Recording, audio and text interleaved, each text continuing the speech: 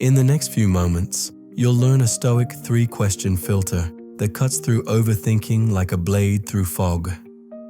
If mental noise has been running your life, this is where it stops. Overthinking doesn't begin with chaos. It begins quietly. A thought appears, then another, then a chain reaction of mental noise that pulls you away from the present moment. You replay conversations that already happened. You imagine outcomes that may never exist. You predict how people will respond even though you can't possibly know. You create scenarios in your mind that feel real even though nothing has actually happened. Your chest tightens, your focus shrinks, your day becomes heavier than it needs to be. And you tell yourself, I think too much. But the Stoics discovered something different.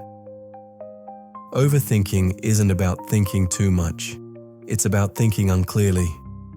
Your thoughts multiply because they have no structure. They run wild because they have no filter. Today, you're going to build that filter. 3 questions, 3 cuts, a mind that finally becomes quiet. Let's begin. Overthinking almost always begins with this one mistake, trying to control something that isn't yours to control. The Stoics believed this distinction, what is in your control and what is not, is the foundation of peace. When your mind begins to spiral, pause and ask yourself, is this under my control? Here is what is in your control: your actions, your attitude, your effort, your intentions, your honesty, your response, your character. Here is what is not in your control: what others think, what others choose, the past, the future, chance, the weather, external events, people's moods, people's judgments. And yet, almost all overthinking is spent on these external things. You stress because someone hasn't replied. But their reply is not in your control. You obsess over what you said yesterday, but yesterday is not in your control. You fear an outcome you can't predict, but the future is not in your control. You are trying to steer a ship that doesn't belong to you. Marcus Aurelius wrote, "If it is not in your control, it is not your concern." Not because he lacked emotion, but because emotional energy is precious, and wasting it on the uncontrollable is the fastest path to exhaustion. Imagine dragging a heavy suitcase that isn't yours. You cling to it tightly. You struggle under its weight. You grow tired from carrying it. But the truth is, and you never needed to hold it at all. That is exactly what happens when you cling to things you can't control. So ask again, is this under my control? If the answer is yes, act. If the answer is no, release it. Not because you're giving up, but because you're choosing sanity over struggle. This is the first cut, the most freeing cut. The cut that removes half of your overthinking immediately. Now we cut deeper. Most of what you worry about doesn't exist in reality. It exists in imagination, a world where fear has infinite power. Ask yourself, is this actually happening, or am I imagining it? Because the mind creates stories. They're judging me.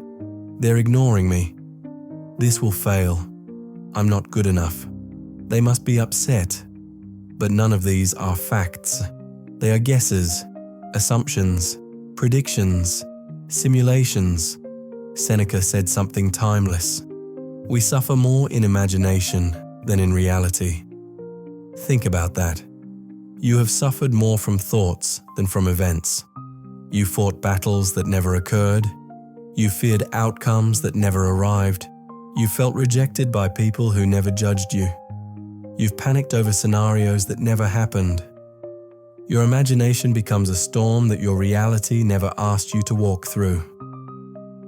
So when your mind spirals, pause and ask, is this real or is this imagined? If it's something actually happening, deal with it. If it's only happening in your mind, label it clearly. Call it what it is. Imagination, projection, a story, fear talking. Once a thought is labeled, it loses its power. Reality is simple. Imagination is infinite, and overthinking thrives in the infinite, not the real. So bring yourself back to the present, to the one place your fear cannot exaggerate. This is the second cut, the cut that removes illusion, the cut that shrinks fear back down to its true size. This is the most practical question of all. It doesn't just quiet your mind, it reshapes your character. Some thoughts are true, but they don't help you. Some thoughts are logical, but they drain you. Some thoughts are familiar, but they keep you stuck. Some thoughts feel urgent, but they aren't useful. So ask, does this thought serve me? Does it help you grow? Does it make you stronger? Does it improve your judgment? Does it inspire action? Does it align with your values? Does it help you become the person you want to be? If the answer is no, you let it go. Stoicism is not about resisting emotion. It is about refusing to feed thoughts that weaken you.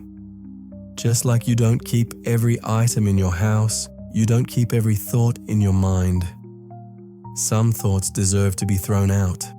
Marcus Aurelius wrote, "The soul becomes dyed with the color of its thoughts," meaning, whatever thoughts you repeat become the person you become. So choose your thoughts with intention. Choose the ones that guide you. Choose the ones that strengthen you. Choose the ones that reflect who you want to be. Because a thought that doesn't serve you doesn't deserve your attention. This is the third cut, the cut that shapes identity, the cut that turns mental chaos into mental discipline.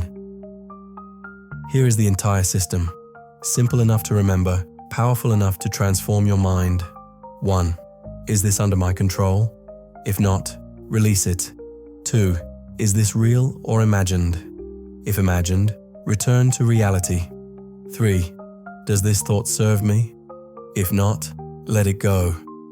3 questions, 3 cuts, 9 minutes, a lifetime of clarity. If you're going to use this filter today, comment filter. It helps you remember it, and it signals the algorithm to bring you day 2 of this Stoic series, the morning reset of Marcus Aurelius. And if you want more calm, more clarity, and more inner strength, subscribe to Winds of Thought, and let's build this disciplined mind together.